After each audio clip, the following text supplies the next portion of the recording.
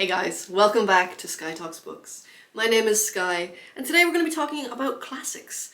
We're going to be talking about 8 classics for beginners. These classics are accessible. They're easy, they're short, and they are going to be your gateway drug into the rich, bountiful, fascinating, addictive world of classic literature. Okay, I was a doubter. Okay, I was a doubter and I was like, no, I'll never like classic books. I'll never like classic literature. It's too difficult for me. I'm not smart enough. All this other nonsense, honestly. And these are some of the books I started with. So yeah, this is going to be the start of our discussion about classic books.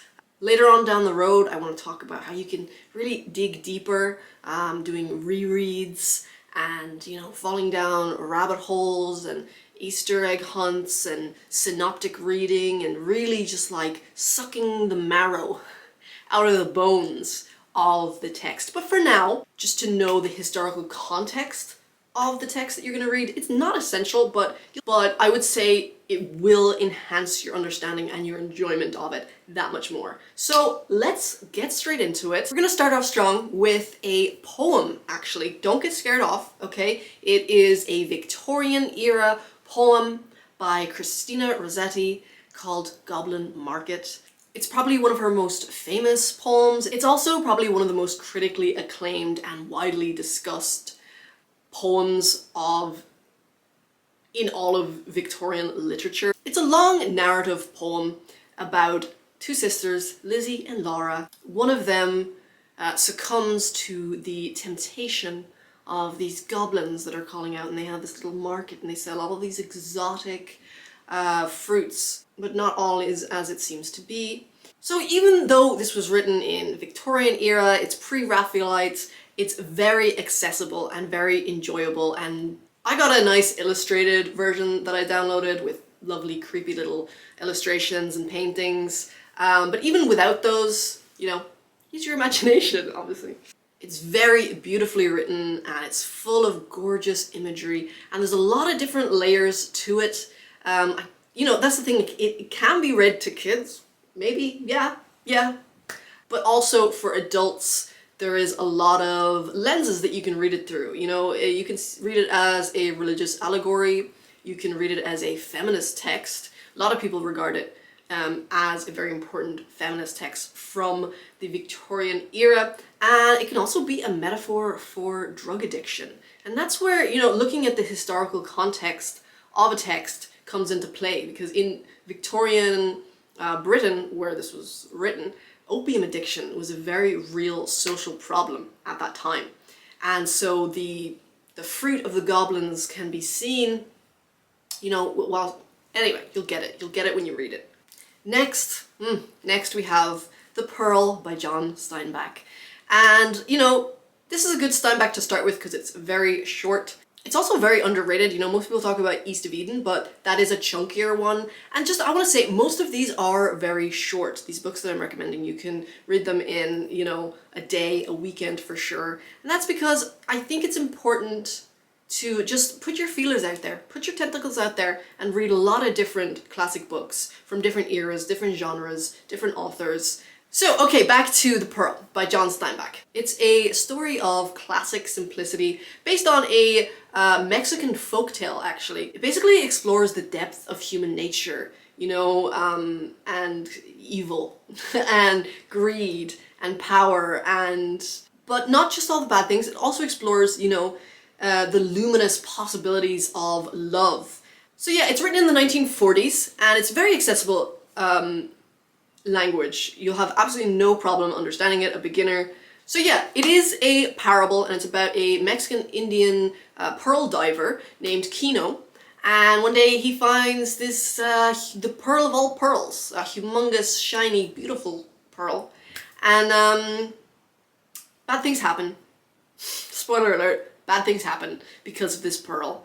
And it's fast-paced, and yet it's descriptive and emotional, and really, I binged it. I did binge it in one sitting. But despite its brevity, it is profuse in beauty. Like I say, it's descriptive language, and it's written in this idyllic tone that is such a contrast to the dark, murky evils that lay within its pages. Next, we're gonna talk about some French absurdist existential philosophy. No big deal. We're gonna talk about The Stranger by Albert Camus. I actually have a copy, but it's also called The Outsider sometimes, just so you know. I have this copy. You're probably more likely to be familiar with this edition. It's so short actually, and I binged this one as well. It was published in 1942. I said philosophy, but it is a novel, but it's regarded as one of the important philosophical texts of, existentialism. And it's also regarded as one of the finest examples of absurdist fiction. And I think it's got a very famous opening line. I think if you've seen any videos of people discussing this book, they've definitely read the first line, so I'm gonna do that too, because I want to be part of the gang. My mother died today, or maybe yesterday, I don't know. So it is very simply written, and it's very, fast read, but the depth that Albert Camus has managed to convey in this simple language is actually astounding. Like, there are some scenes in this book, some thoughts that, like, I still think about quite often. This is for some reason seen as a red flag book, along with another book that I'm going to talk about on this list. And I don't believe in that whole narrative of red flag books. Like, if a girl or guy that you like has this on their bookshelf, run. But I think a lot of people's problem with this book is they fail to look beyond the whole what is the meaning of life question that it poses. And whilst, yeah, always a very interesting question, great dinner party topic. If you read deeper, there's actually way more interesting philosophical questions that are asked in this book. But we'll get into that another time. Next, I'm getting close for this one because this is my favorite. The Catcher in the Rye. I mean, can you really have a list of top 10 classics at all? Even a general list without talking about The Catcher in the Rye? Apparently another red flag book. No. Sorry. So, yeah, let's talk a little bit about The Catcher in the Rye. It is a coming-of-age story that tackles themes such as alienation, but not just alienation as a form of self-protection, which is so much more interesting. It can also be read as a critique of the, superficiality of society. It's stylistically brilliant. So if for whatever reason you haven't read this already, I would read this first. Next, I want to talk about a book that is not talked about much, and I wish it was talked about more. It's a classic Arabic book, obviously translated into English unless you speak Arabic, and it is Broken Wings by Kahil Kabran. And this was first published in 1912, so a little older. And it's a poetic novel, and it recounts the tale of two soulmates who are torn apart by destiny. And yeah, it's a tragic love story. I just want to put that out there. But it is so beautifully written. The prose is just it was nourishing to my soul. If I was someone who highlighted books, I would highlight the whole thing. It's just, it's exquisitely tender. But it's very accessible. I think when some people hear it has beautiful prose, when referring to a classic, I think that puts them off a little bit. If they're beginners, no, I want it a little bit more simply written. But this is definitely, don't be scared off. It is very accessible and very easy to read, and also very short. And just the similes and the imagery is just magnificent. And it's a story about love at first sight, but it's also a very philosophical love story. And it has religion and societal standards and feminism and just a whole bunch of stuff. It's just great. Next, let's talk about some Gothic literature. I want to try and make this list as varied as possible. We're going to talk about Carmilla, which is just one of those books that, you should read just because of the historical influence alone. It was one of the first, I want to say, that we know of, book about vampires. It predates Dracula, 25 years before, so it was very influential. And what sets it apart is it is a female-centric, I don't want to say sapphic, but yeah, kind of sapphic.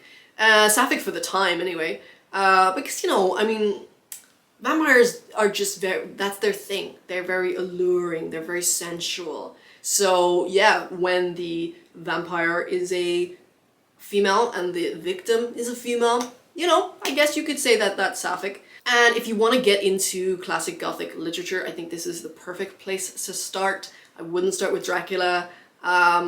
In my opinion, anyway. I don't think it's very beginner friendly. But yeah, I mean, this reads a little too simply sometimes. I'm not gonna lie. It's definitely not the best book ever. It kind of reads like a high school essay sometimes, especially the first page. I was like, is this a joke? But just the Gothic imagery and the creepy vibes. And you also have to remember that when this was written, nobody really knew about vampires. So it was like, it was a big twist that she was a vampire. You know, as you're reading it, you're like, yeah, she's a vampire, yeah. It's not really that mysterious. But at the time, it was hot news. And yeah, I guess it's just a really important piece of literature, like historically, and it's very easy to read and very short. And there's also a YouTube series based on Carmilla, and it was made like back in 2012 or something, and it you know, explores it a lot more, takes it a little bit further. Now it's time for some Russian literature. So next I want to talk about the death of Ivan Ilyich by none other than Leo Tolstoy. This is a great place to start if you want to get into classic Russian literature and you don't want to, you know, go for one of his slightly larger pieces of work, shall we say.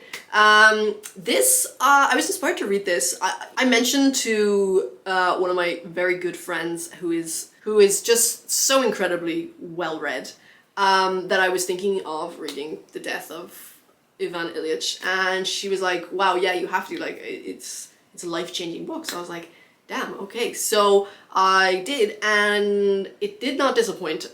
It was amazing. I will say, I read it wrong. I'll talk about that in a second though.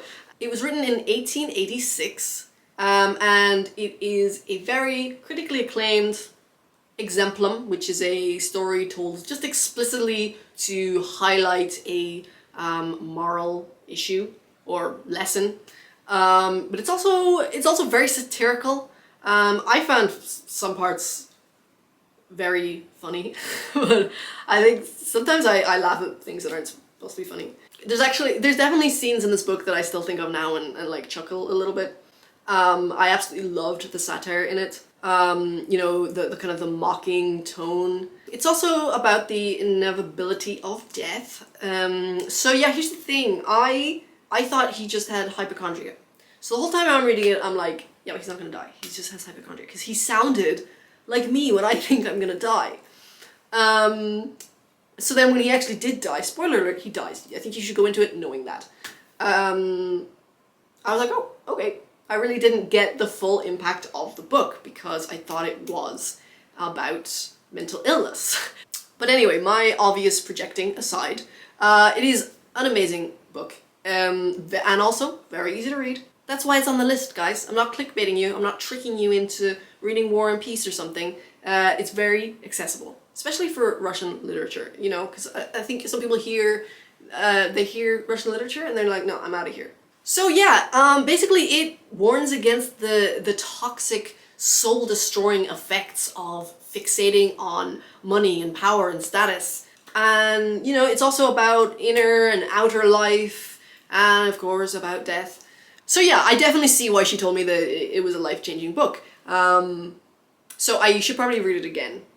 So, okay, I'm coming closer again because it's one of my favorites. The Great Gatsby, of course. I mean, I didn't read this in school. I don't think, we didn't really study a lot of any American literature, really, in school, but obviously the Americans did. So, you know, you've probably read this. So this is generally considered to be F. Scott Fitzgerald's, I sound drunk there.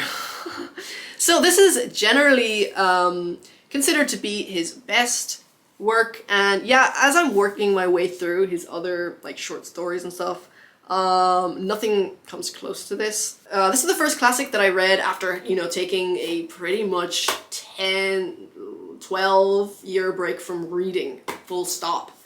And I was like, no, I'm not gonna be able to read The Great Gatsby. It's gonna be too difficult. I won't understand it. It's gonna make me feel stupid.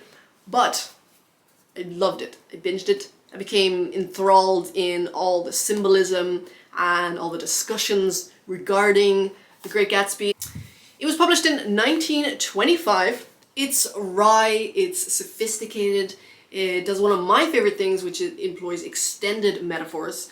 And yeah, I mean, you can read analysis just of the metaphors and the symbolism alone in this book, and just this prose, this beautiful prose, but not over the top, that just brings about this sense of nostalgia and loss. Nostalgia is one of my favorite